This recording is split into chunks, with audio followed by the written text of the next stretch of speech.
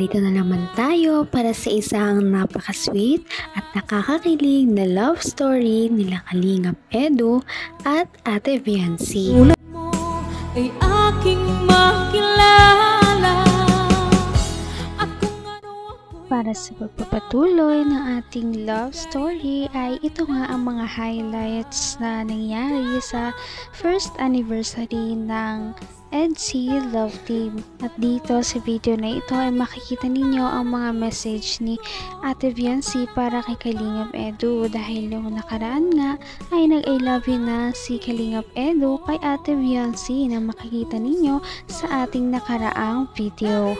Ngayon naman ay andito ang message ni Ate Viancy at syempre lahat ay kinilig dahil marami din namang siyang sinabi kay Kalingap Edu at nagpakilig ito sa binata. Kaya naman ito na ang mga pangyayari at kilig moments sa kanilang first anniversary.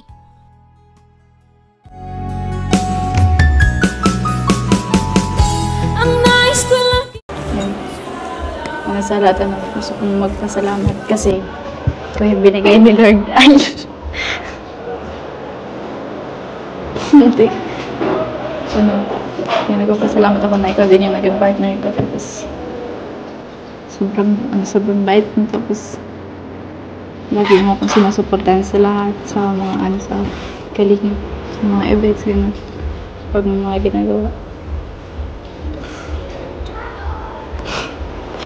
Tsaka sobrang swerte ko kasi ikaw yung nakalabding ko, ikaw yung dahil ikaw yung nakalabding ko, daming blessings na dumating sa pamilya ko, sa amin. Dun sa sinabi mo, I love you. I like you muna.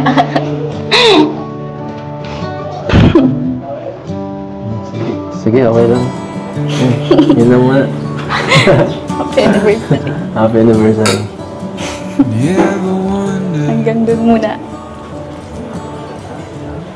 Muna. Ulit. Oo.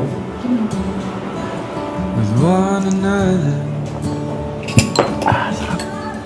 Siya nga pala, wifey. May dala ako dito regalo.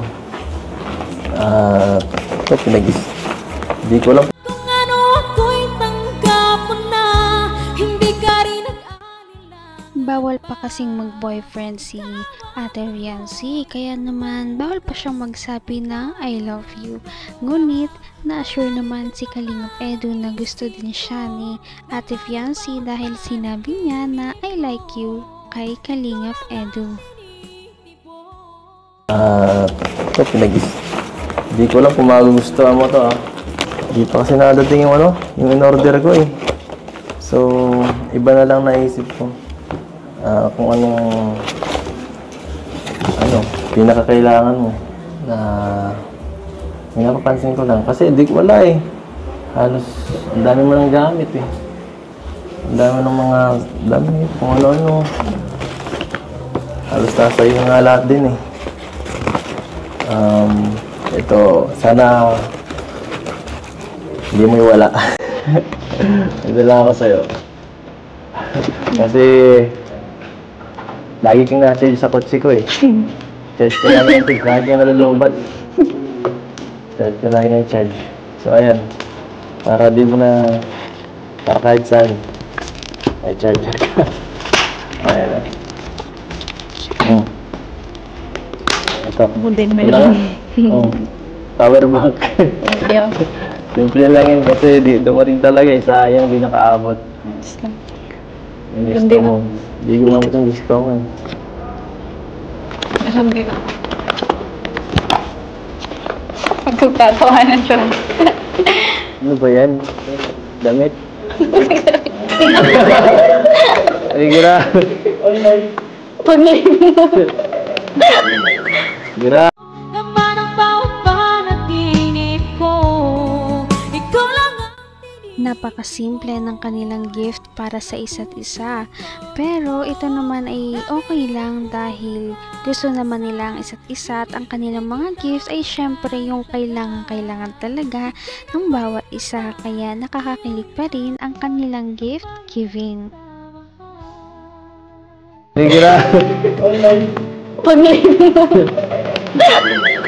Grabe. Wala mo madami magpakulay. Grabe. Saktong-sakto sira na yung sa akin eh. Sira na yung... Nasira ni Rabo yung sa akin eh. Kaya nga. Sabi mo nung nasa live. Sira na yung ano mo. Salamat, sakto to. Kailangan ko talaga to eh.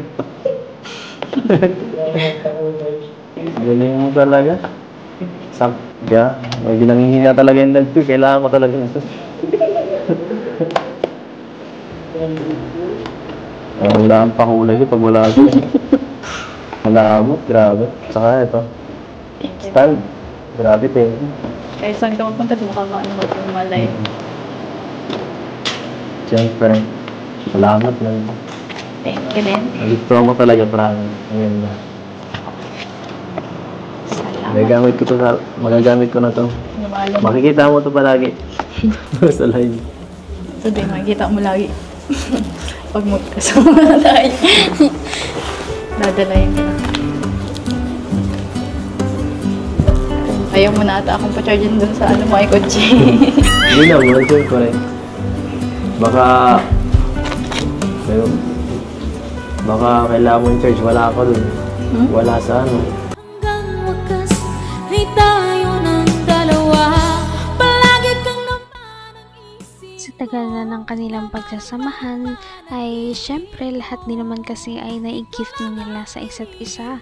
Kaya mahirap na rin humanap ng mga gift na pwede pa nilang ibigay sa isa't isa.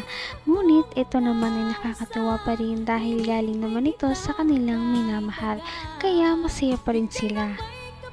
At ito pa ang mga additional na nangyari sa party nila. Tara, let's. Thank you. Thank you sa gift. Thank you din.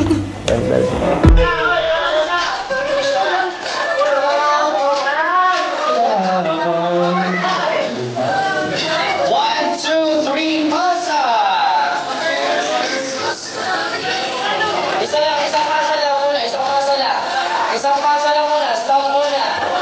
Saka lang magpapasok sa sinabi kong pasa. Lahat na ba kayo makakagil?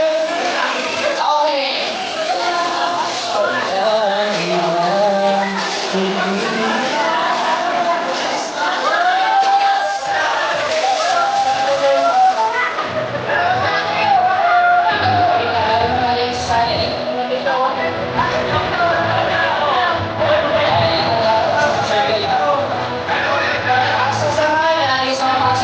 Sinabi ko pasa, okay?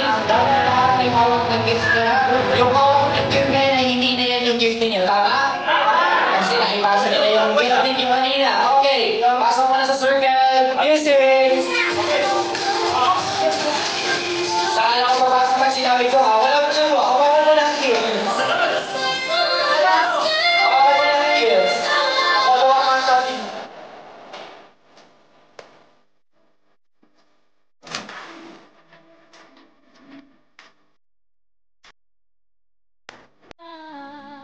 Napakasaya naman ng first anniversary ng EDSI, kaya sana ay masundan pa ito.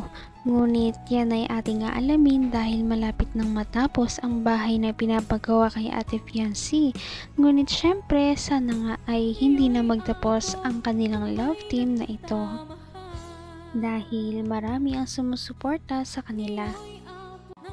Napaka-sweet talaga nila at napakabait ng tambalang ito kaya maraming sumusuporta. Kaya naman sana ipatuloy natin silang suportahan at mahalin si Fiancé, si Kalingap Edu at ang Kalingap team. Yun lamang at maraming salamat sa panonood.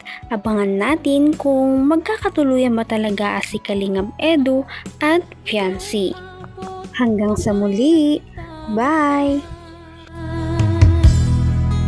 Ngayon'y abot